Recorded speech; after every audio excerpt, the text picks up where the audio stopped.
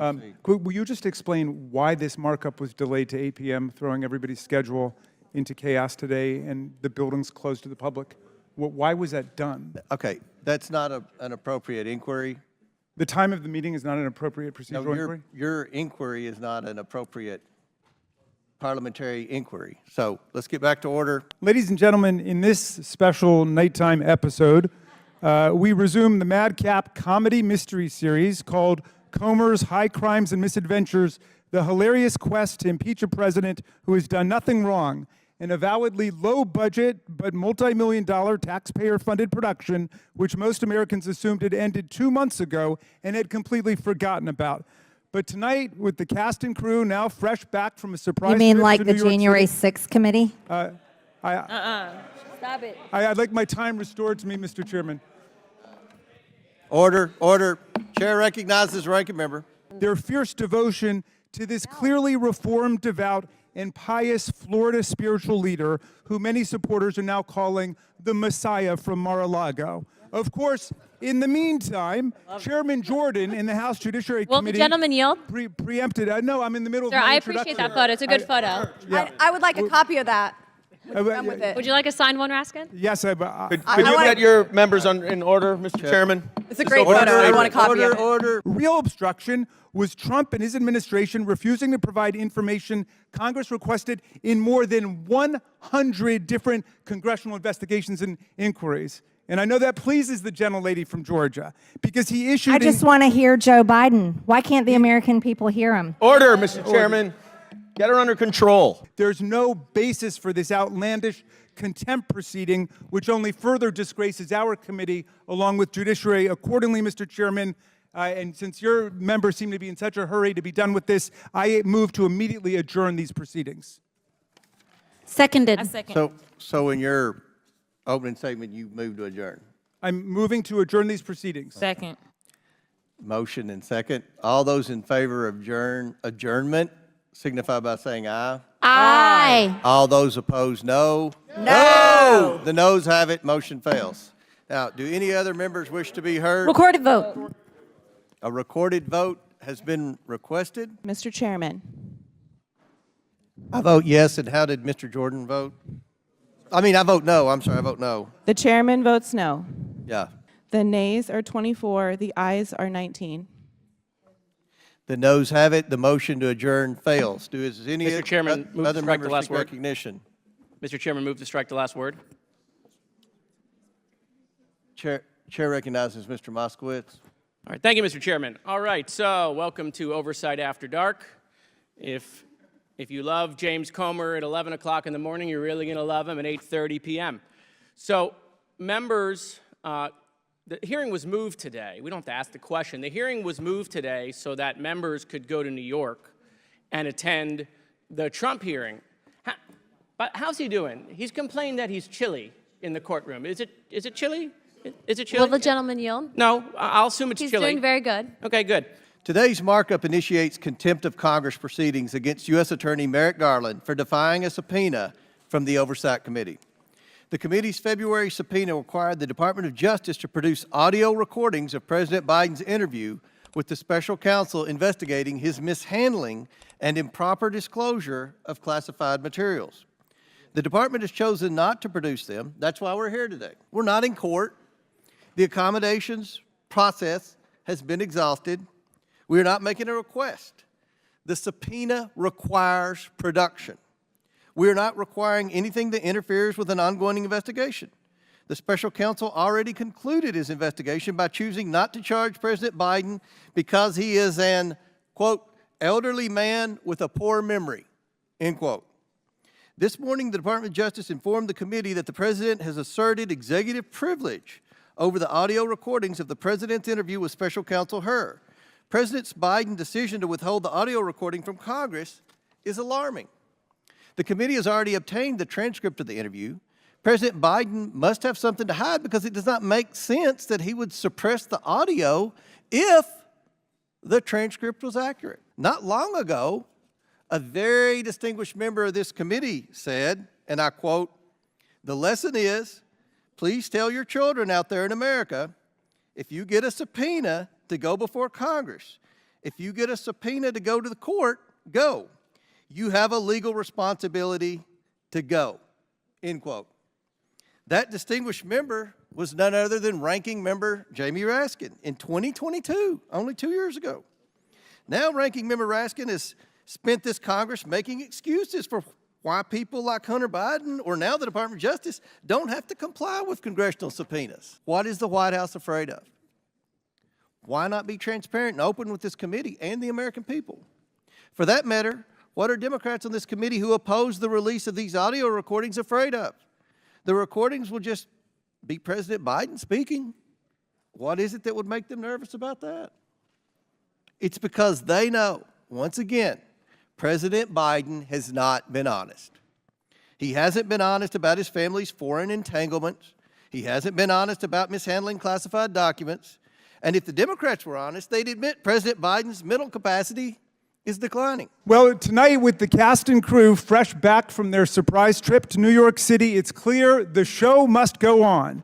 Now, our originally scheduled performance was supposed to be at 11 a.m. today, but it was postponed when members of the majority chose to join a mass spiritual pilgrimage to the New York criminal trial of a Florida man, an adjudicated fraudster and rapist, as he faces 34 felony counts of falsifying corporate financial records to cover up $130,000 paid in hush money to a porn star sex partner.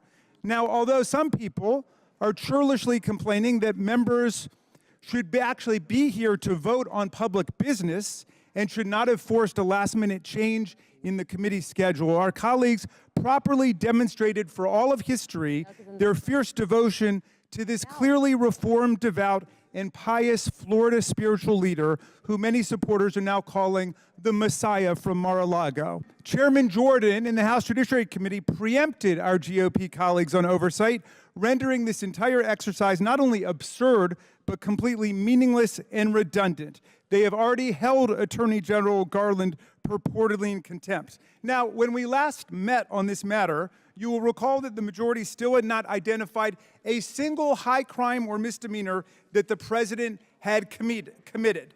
The committee's impressive 3.8 million pages of documents and 80 hours of testimony from 20 witnesses produced nothing but overwhelming and definitive proof that President Biden had done nothing wrong. So desperate for a new storyline, Republicans have come up with this astonishing new plot twist.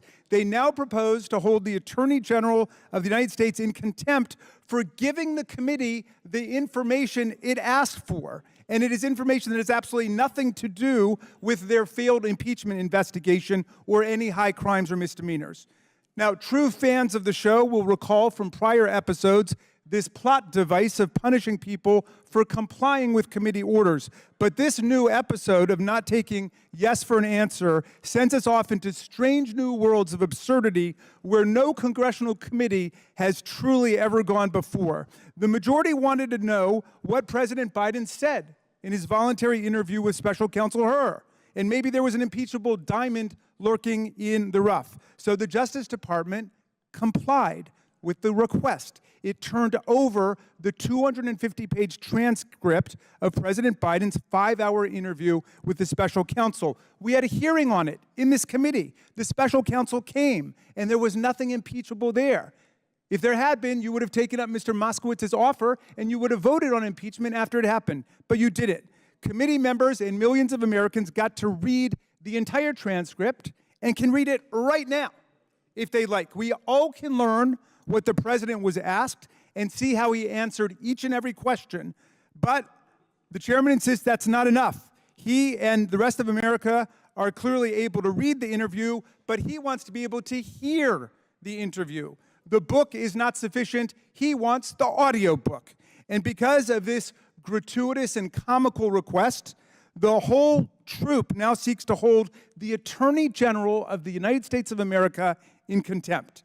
Anyone watching can grasp the fallacy cleverly tucked into this new special primetime episode. There is nothing relevant or material that our committee can learn from an audio tape, which we cannot learn from the 250 pages of the transcript. The format of the medium does not change the content of the communications. So, in this absurd twist, our friends now seek to blame the spectacular belly flop of their own impeachment probe on Attorney General Garland and his sneaky effort to obstruct the investigation by cooperating with it.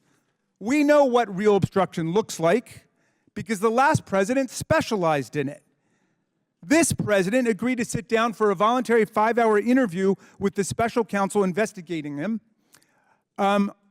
Attorney General Garland turned over the complete 250-page transcript interview. That's not obstruction. Real obstruction was Trump and his administration refusing to provide information Congress requested in more than 100 different congressional investigations and inquiries. President Trump issued an edict.